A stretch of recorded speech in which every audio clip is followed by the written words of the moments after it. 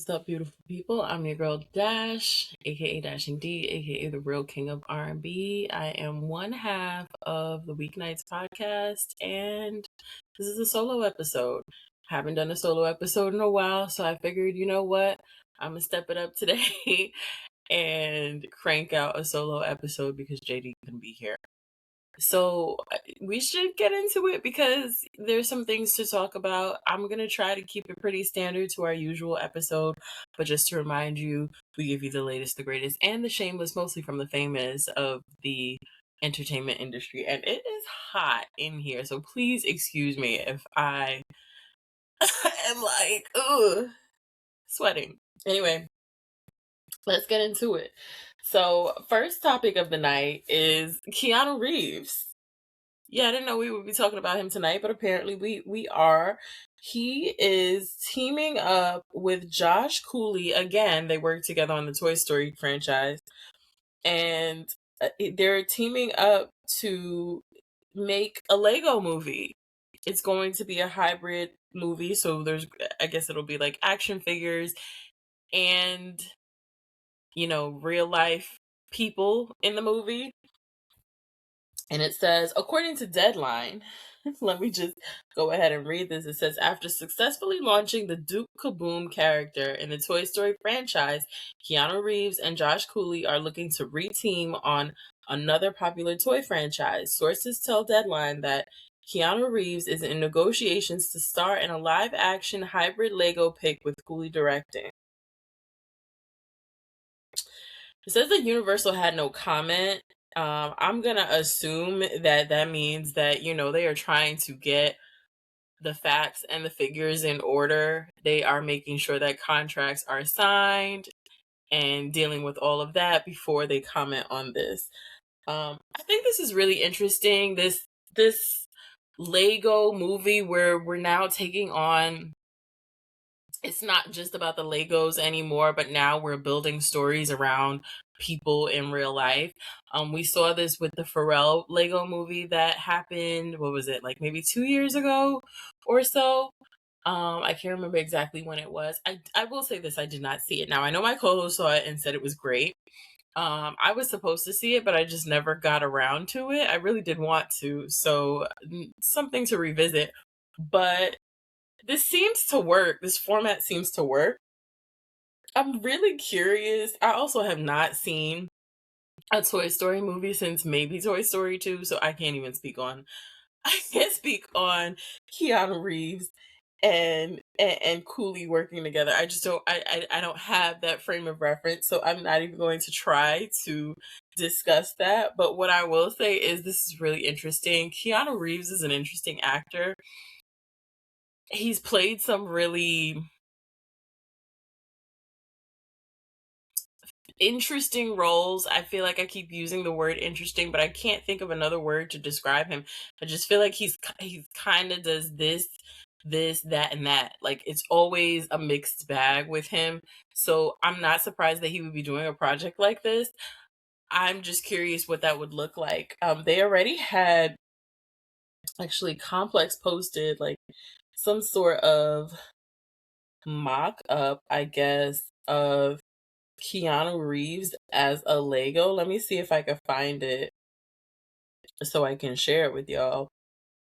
But this is kind of cool. I mean, why not? Why not be a Lego? There it is.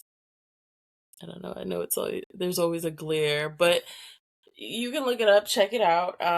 It's in the works. So we'll see what happens. We'll see how it goes. I may check this one out, or at least go back to the Pharrell movie and watch that because I heard that was good.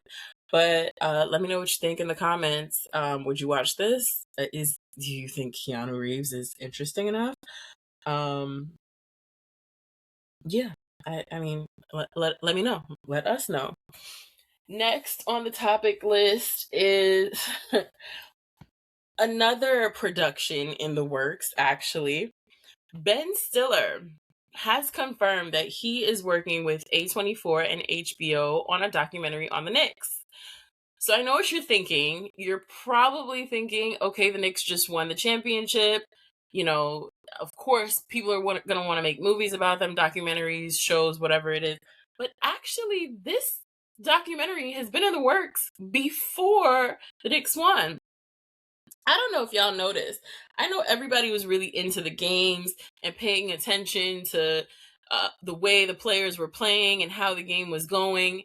So I don't know if everybody noticed, but one of the things that fascinated me about watching the games was seeing Ben Stiller in the audience on Celebrity Row and him filming like these really big moments that would happen where everybody was excited, the crowd is roaring, the players are ecstatic, and Ben Stiller is not really reacting to that. Ben Stiller is actually on his phone taking video, making sure he's capturing as a director does.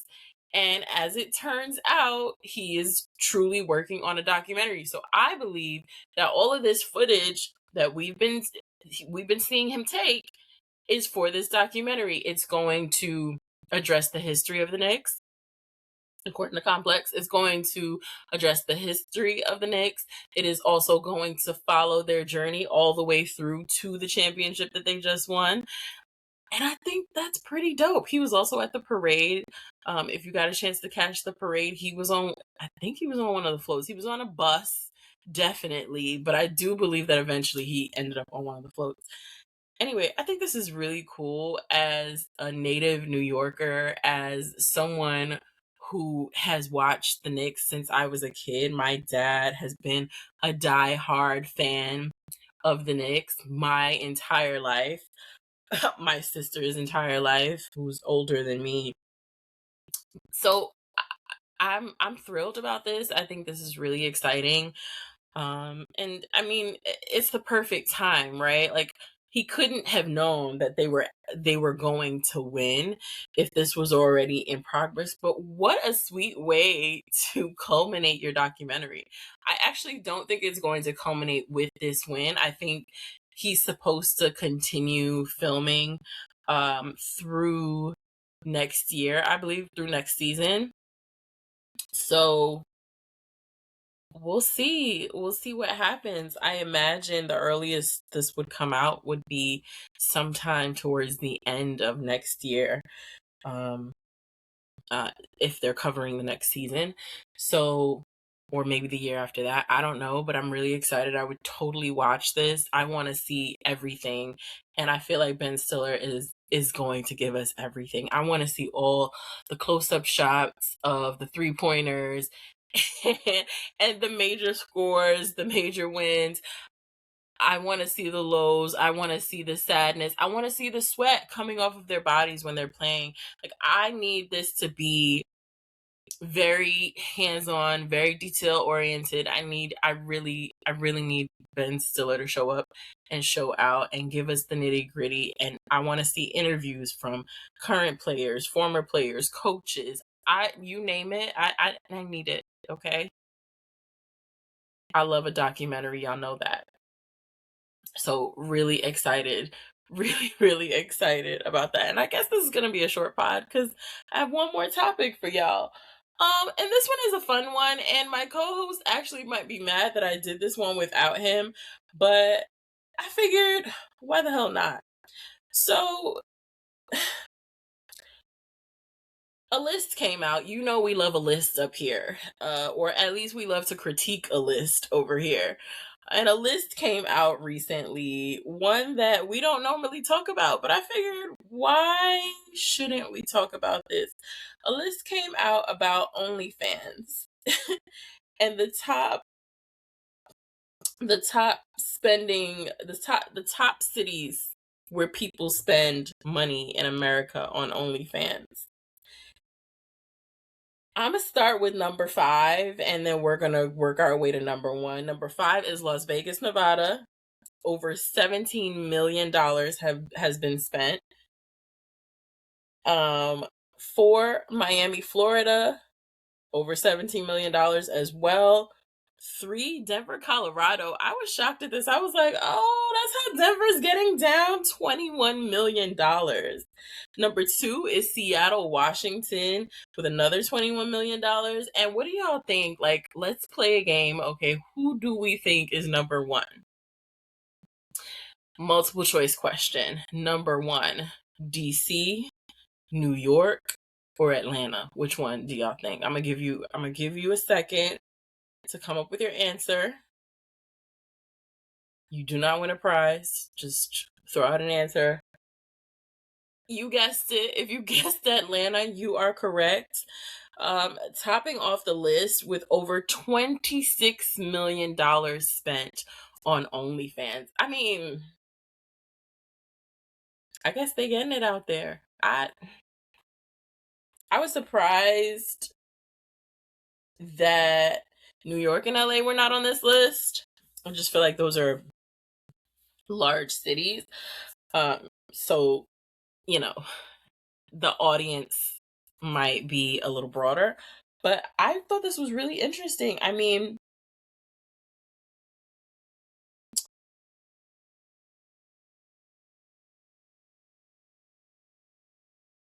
so actually, let me read this because it says Americans spent $2.63 billion on OnlyFans last year, and Atlanta reportedly led the nation in spending density, according to the new analysis. While Atlanta topped the per capita rankings, New York City spent the most overall with more than $87 million, while California led all states in total spending.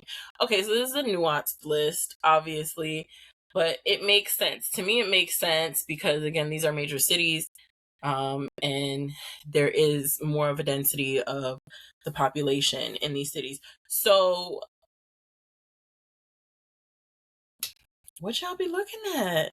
Atlanta, what are y'all watching? What are you and is it, cause y'all know OnlyFans, we hear OnlyFans and a lot of times we think sexual content, but it's not always sexual content. Sometimes it's, it's just feet. I saw a post the other day about the World Cup. Shout out to everybody, watching the World Cup or going to the games right now. But I saw a post where this couple said that the reason they are able to go to the World Cup is because they were putting gummies on the wife's toes. They were putting gummy rings on the wife's toes and selling it as content. That's how they made their money. I've heard other people say, I saw another report a while back when it was Coachella a couple months ago, that, girls were taking pictures of their feet. A whole group of girls took pictures of their feet and sold them. And that's how they made it to Coachella. I mean, this is how the people are getting around these days. And listen, we are not in a great economy right now. You got to make your money however you need to. So y'all are keeping these people in business and y'all are getting people to the events, okay? Y'all are getting people to the World Cup. Y'all are getting people to Coachella, okay? Is this how people are going to Jay-Z at Yankee Stadium in July? I need to know because maybe I need to start taking pictures of my feet. I mean,